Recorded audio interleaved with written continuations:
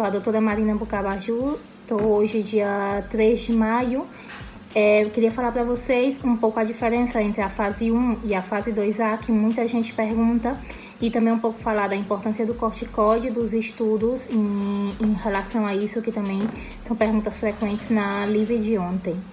Então, as fases, eu gosto muito das fases de acordo com o Siddiq et al., que eu já coloquei a referência por aí. Não existe nenhuma classificação oficial que eu conheça, então ele classifica a fase 1, uma fase infecciosa.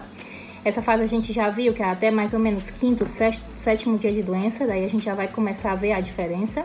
Fase 2A é a fase de inflamação, a fase 2 é a fase de inflamação, a 2A é inflamação, que ele chama pulmonar, mas hoje a gente já sabe que nem sempre está só no pulmão, pode estar no miocárdio também, e no intestino, no sistema nervoso, como a gente já falou em outros vídeos. Então, 2A de inflamação, sem dispneia e sem hipóxia. E a fase 2B já é de inflamação com hipóxia. E a fase 3 já é de SARA. Então, o tratamento onde a gente viu melhor resposta é o tratamento na fase 1 e na fase 2A.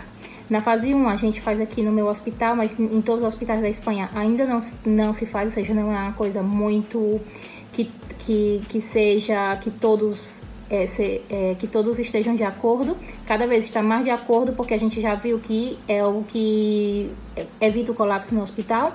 Então, a fase 1, essa fase infecciosa, vai ter até 5, 7 dias de doença. Então, a gente tem que perguntar bem para o paciente quando começaram os sintomas, não só os sintomas pelo que ele vai, às vezes ele vai para assistência por febre e diarreia, mas na semana anterior já tinha tido cefaleia, então tem que perguntar todos os sintomas e o primeiro que teve. Se nessa fase, se a gente tem claro que só tem menos de 7 dias, principalmente quando tem menos de 5 dias, ou seja, muito precoce, a auscultação pulmonar é totalmente normal, não tem nenhum crepitante, a saturação é normal. Com isso, a gente já podia indicar o tratamento precoce, que é hidroxicloroquina, azitromicina e heparina. Mas se vocês quiserem realizar uma prova de imagem, por definição, essa teria que ser normal, sem nada de inflamação. E na análise de sangue, a gente vai ter uma linfopenia, que é o típico do coronavírus, mas esses linfócitos vão estar maior que 1.200, normalmente.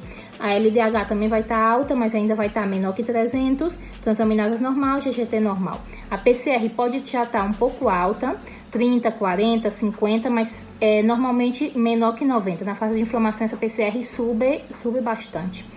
O dímero D não é obrigatório, porque normalmente não se eleva nessa fase. Eu sei que é um pouco complicado de fazer. No caso, se vocês tiverem a oportunidade de fizerem e tiver alterado, já é, obviamente, uma indicação obrigada do Clexane e é um fator preditivo importante de que esse paciente vai entrar na fase inflamatória. A fase 2A é aquela que começa mais ou menos a partir do 7º dia de doença, vai mais ou menos do 7º ao 10º dia, mais ou menos, claro, isso é uma coisa um pouco empírica. Então, é o paciente que ele já tem sinais de inflamação, que os sintomas não remitiram. Atenção, nessa fase pode já não ter febre, o paciente pode dizer, eu já melhorei da febre, já passou minha febre, mas se ele já não tem mais febre, mas continua com diarreia, cefaleia, e os outros sintomas, então não é que ele já resolveu o Covid, é que ele passou para a fase seguinte, que é a fase 2A. Nesse a gente continua colocando hidroxi, azitro e o Clexane, mas o protagonista é o corticóide.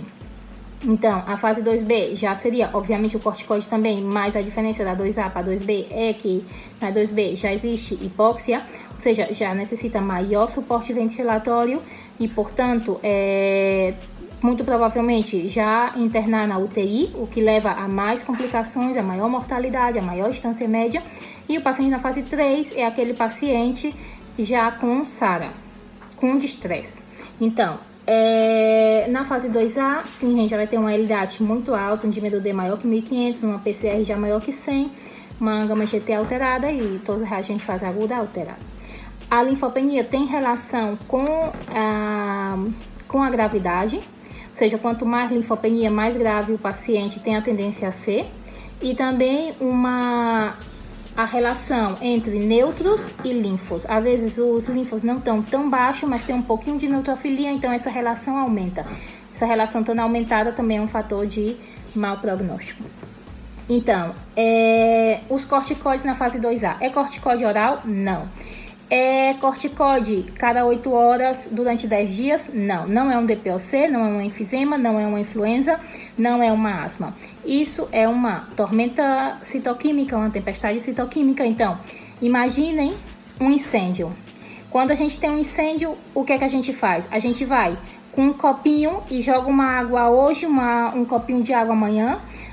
A gente joga um balde de manhã, um balde de tarde, um balde de noite, no outro dia do mesmo jeito. Não, porque a gente sabe, a gente joga um balde, esse fogo se apaga, mas o que está do lado se amplia e no dia seguinte, a hora seguinte, na hora do seguinte balde, vai estar pior do que antes, pois a tempestade citoquímica é isso. Então, o que a gente tem que fazer é extinguir o fogo de vez, de maneira muito rápida, muito enérgica, como se faz em um incêndio. Então, por isso a gente dá pulsos cada 24 horas, não tem indicação de dividir os corticoides.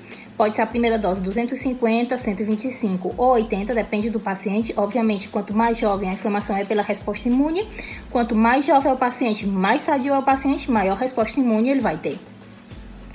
E naqueles pacientes mais idosos, pluripatológicos, insuficiência cardíaca, DPOC, esses muito provavelmente não tenham muita inflamação, porque realmente ele não tem um sistema imune muito importante, muito potente. Então a gente pode dar de 80 e dar toda a sua medicação para suas descompensações, furosemida e tudo mais.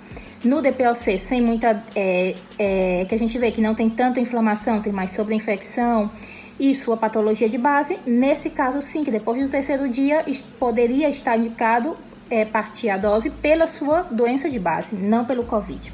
Igualmente nos asmáticos. Daí também vocês entendem que os pacientes oncológicos e os imunodeprimidos em geral, transplantados, imunodeprimidos, autoimunes, oncológicos, esses pacientes, normalmente eles não vão ter uma resposta inflamatória muito importante.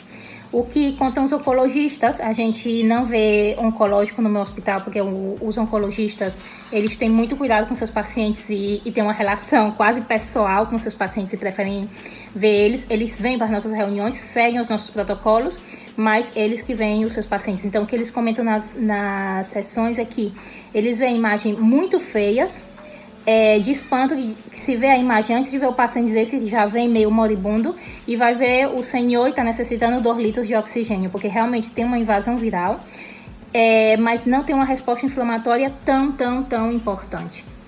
Então, são pacientes que aguentam muito, se sobreinfectam muito. O maior problema nos oncológicos, nos imunodeprimidos, é a sobreinfecção por essa pela secundária infecção viral. Então, sempre neles colocar antibiótico.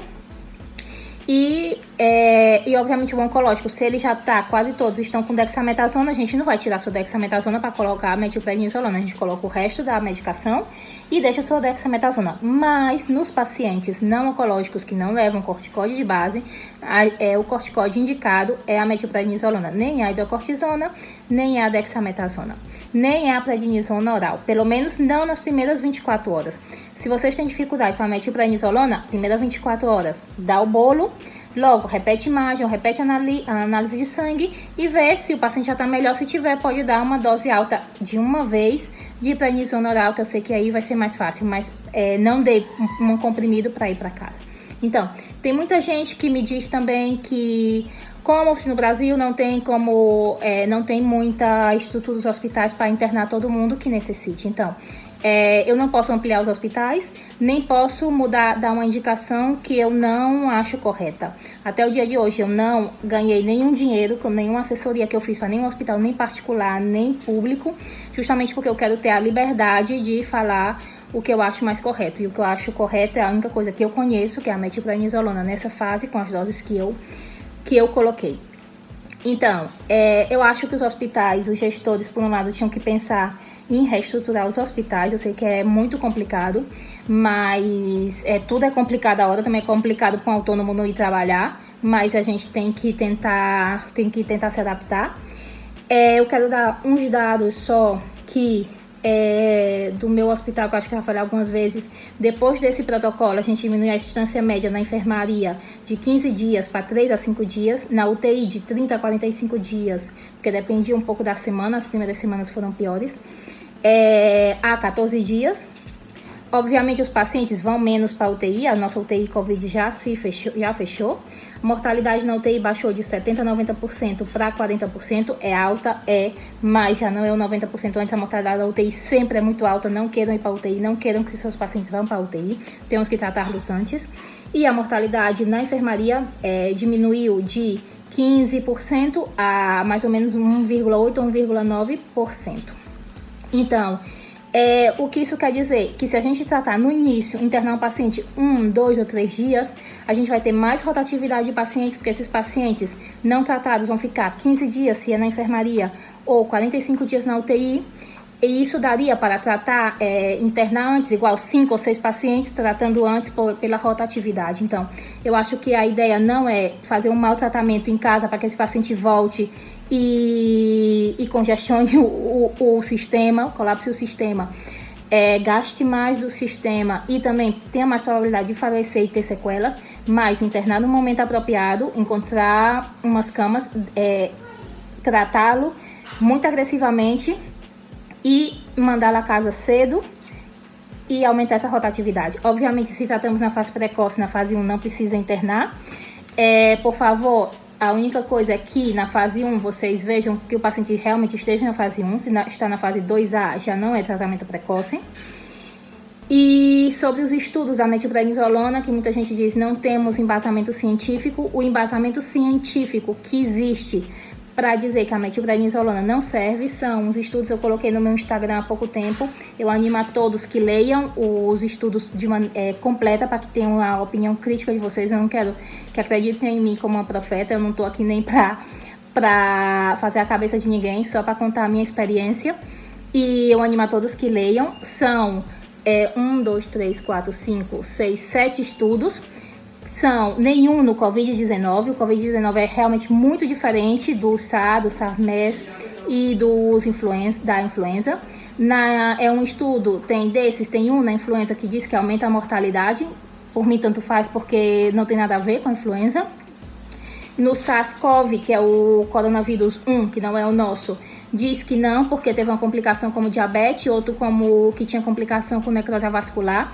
Por isso, um dos motivos que a gente só quer de 3 a 5 dias o corticóide é para evitar esse tipo de coisa de necrose vascular, de complicações e que tenha uma resposta viral, uma replicação viral tardia e piore o paciente. Então, por favor, não passem de 5 dias o corticóide. O ideal é que seja só até 3 dias para evitar essas complicações.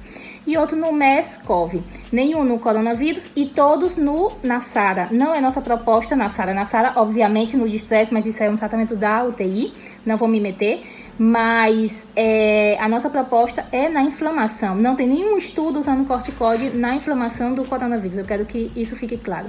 E logo tem um estudo retrospectivo que eu também coloquei, que o interesse não era a metilprednisolona, era ver um pouco o contexto geral. E o que eles viram é que nos pacientes, primeiro, que se utilizou metilprednisolona nos pacientes mais graves, e mesmo utilizando a metilprednisolona nos pacientes mais graves, naqueles que foram utilizados, mesmo estando mais graves, a mortalidade foi menor do que não utilizaram, sendo pacientes menos graves. E esse sim é o único estudo que eu vi que foi feito com pacientes com coronavírus. Então, eu já acabo por aqui. Como eu disse, o meu interesse é só que no Brasil a epidemia não seja tão devastadora como aqui, e eu espero, como sempre, que seja útil para vocês toda a informação que eu dou.